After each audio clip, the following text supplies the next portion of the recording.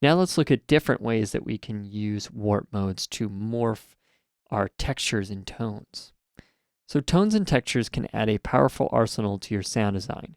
To do this, we must use a resample track.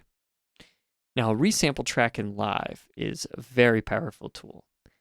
Live's master output can be routed into an individual audio track and recorded, or resampled. Resampling can be a fun and useful tool as it lets you create samples from what is currently happening in a live set that can be then immediately integrated in the rest of the set. Very simple example is come over to my IO ins and out setting here.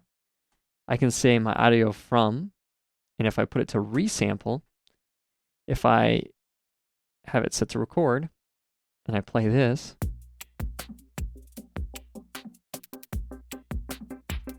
what it's doing is it's recording everything that the master's hearing, which right now is these two tracks. So I'm going to set this to auto so we can now hear it. And if I play it,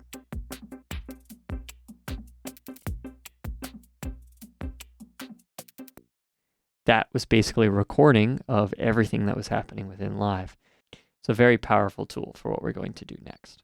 You can download this pack and then be able to play with these examples and also follow the instructions. This is perfect to use either for students can check it out, or if you're just wanting to learn these different techniques, you can download the pack and then play along with these ideas to get your hands on. Now in this one, we're going to be in arrangement view. Because of that, I have the information here. You can always open the info text by going to View, Help View, and then that'll have that information there. Right, so to start, we're just going to have a very basic crash sound. Nothing special there, right? And after we're playing with the warp modes, we're going to come up with some really cool new rising sounds. Now, a classic riser is just taking this, putting it in reverse. It's cool, but it could still use a little work. So one thing we could do is, let's say, with warp modes, we can stretch this audio. So I'm making it like much longer than before.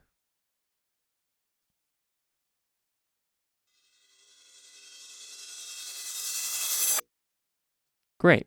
Now, the longer we make it, the more interesting it'll become with playing with the warp modes. I'm even going to just start it here for speed of things.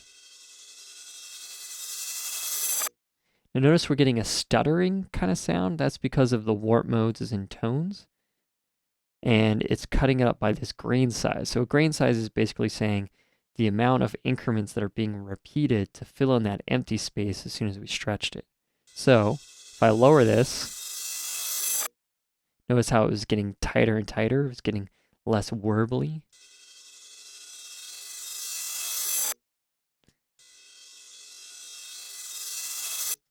Well, the kind of cool effect that we can do is if we insert an audio track, put it into resample.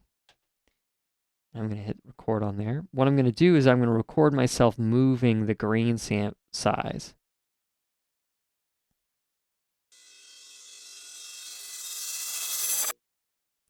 So now we're getting kind of a wobbling sound.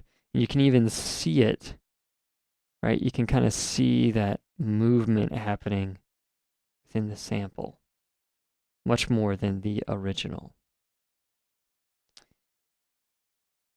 Great, now that we have that, we can start playing with things like transposition on top of it. So I'm just going to keep this one over here. And I can just, this is the awesome thing about resample, I can just keep resampling. So now I'm going to use my transpose knob. I'm going to grab it here. And then if I hit my envelopes, I can then make, oh, that's not what I want. I want clip and then transposition. And then I can come in here and transpose it. I'm holding Alt just to make a little curve. Great, now we're starting to get a sound that I want. So let's record that.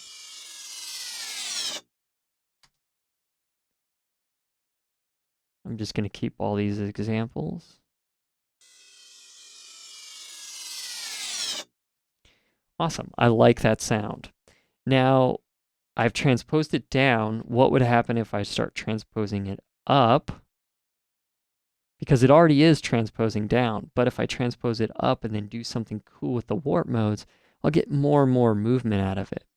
So to start, let's put it into texture mode, and I'm even going to double it. I'm also going to have to double the...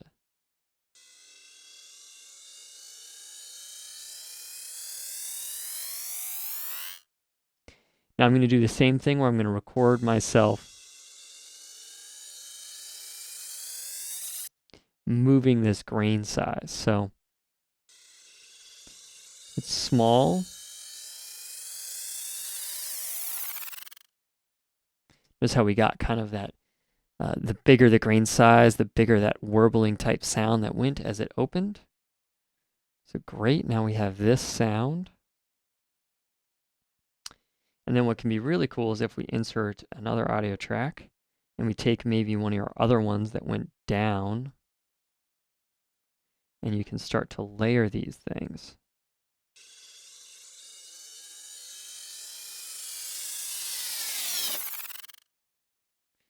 And we're going to even duplicate it, reverse it.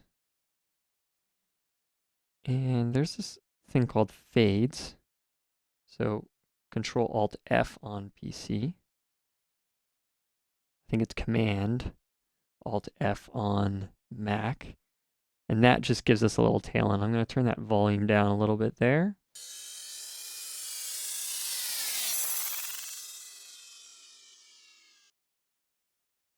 And even turn down that tail end. I'm going to turn that down quite a bit. I just wanted a little splash.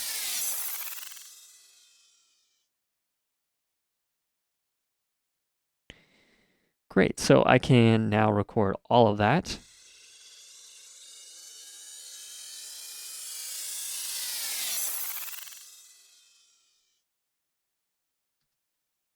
And we're getting all sorts of interesting textures. We're getting rising sounds, falling sounds, different types of rhythmic warbling due to the warp modes and so on. And this gave us, now let's compare to the original. That's not even the original.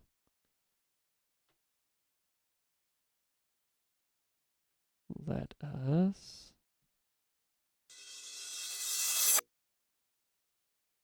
All right, so here's the original, just reversed. And here's what we got.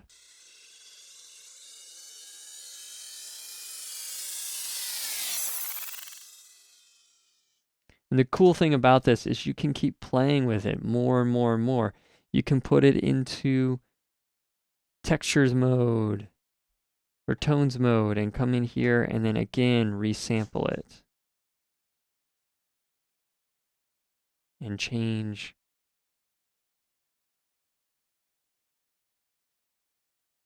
that transposition.